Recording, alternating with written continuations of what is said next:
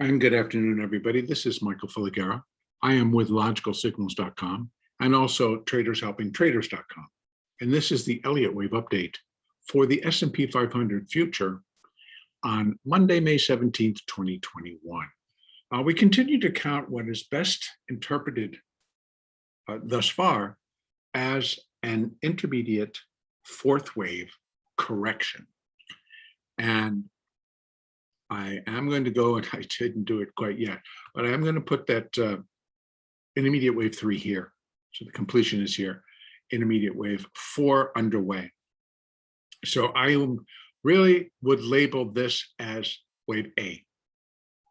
And this, I believe that I'm going to leave it open for right now, but I'm lending a lot on the fact that I think that this completed wave B, and that what we're now doing is dropping into C wave.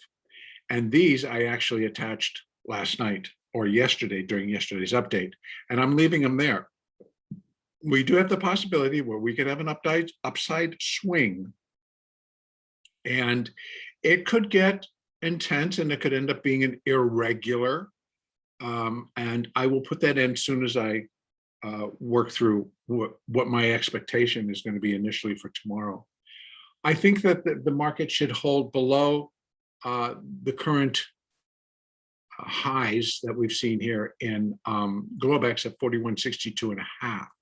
Once again, the S&P has gone to what I am looking at as its safety zone. For whatever reason, 4160 up and down a little bit has become the safety zone for the S&P. It'll zip down, but it comes back. It zips up, but then it comes back.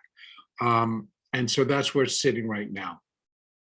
And I would think that the market again starts to turn, starts to break below the 50, starts to break below the 200 and then the 50 and start heading back lower. We have first support at 429, 4130. That I thought was going to be reached today, got close, got down to 3650. So that would have to break. And I don't think it's going to have a problem once this wave is announced. And it again is going to be, if this is wave 1 of C, this is wave 2 of C, we're looking at a 3 of C. So third waves, on top of it being a C wave, it should accelerate a little bit. What's going to drive it? Who knows?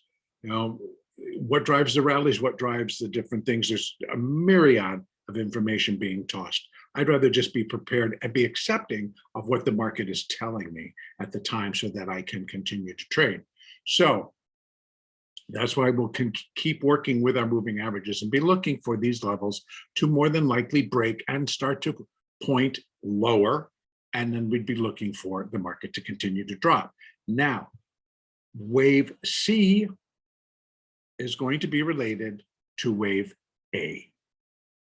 So what the most common relationship is, this is wave A, this is wave B, wave C is going to be related to wave A. The most common is that C is equal to A. That comes in at 3,969, 3,970. That's the zone right there. And more common is down here, 1.382, 1.618. Now, if I take this up to the daily, I want to see something. I've got some Fibonacci's. We've got much bigger Fibonacci's running. And those I am going to, that's for once this larger move is done, what we would be looking like if that is the completion point, and the S&P is just going to fall off the realm. That would be starting to come off to those levels. I'm definitely not looking for that. In fact, I'm going to take them off. And those will be the retracements. So let's get rid of those retracements because I want to replace them with what is more in line with, that's the A, that's the B, and then we're going to have this fourth wave down. And that's why I went out to here. And if we were to, what is it correcting? It's correcting the intermediate. So this is an intermediate 3. It's correcting the intermediate third wave, which began way down here. And that would suggest that we definitely should be getting down here. Let me go back to Fibonacci retracement. And come on. You know, it just puts us around and goes, well, you got people waiting for you. So I'm going to go to 4,038, 38. A little bit. Okay. So what we got going on is that 236 comes in here, and that's 1.236 because that's a zone. 39.70 is a zone down, and it's going to be a 50-point zone. So let's call it down to 39.25 down to 39.20. So it's either going to be a 35-point zone or it's going to be a little bit larger. Next zone is a 3,040. Now we have another convergence here, but that's a pretty big slide. You got the 50, the daily 50, you've got 0.382, and then you've got a 200%. All are really possible, but I'm kind of looking up here. They want to buy these markets, folks. It does feel that way. I don't know if everybody else is feeling any different or the same. This was sharp, and it really took from Sunday. It was a week, and it took less than a week. It took 4 days to get down to there. Sunday, Monday, Tuesday, Wednesday, Thursday. 4 days. If you can stretch it, maybe 5, but it basically was 4 days. So for 4 days, by Friday, we're down there again. So that's kind of what I'm looking for to go down. If the market should start to go up and break above 41.80, then we have a much different extension deal going on. And what I'll say to that is that we would then be looking at wave A, wave B, and it's going to do a C wave up. So again, we want to use our Fibonacci extensions. But we're going to draw them from there to that high. Is it that high? This high, it's about the same. All right, so, and then down to today's low, which is 36, or 35, I believe. And so now you begin to see that we've got some pretty big high numbers.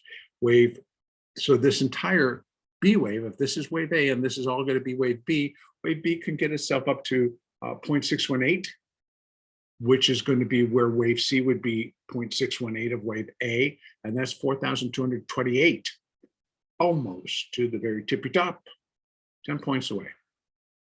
So can it do it? Absolutely. But if it starts to continue to break, it can, B waves can go to new highs, but then you're looking for at least 4,286, if not 4,321. So the 4,300 number remains in play, and it's corrective.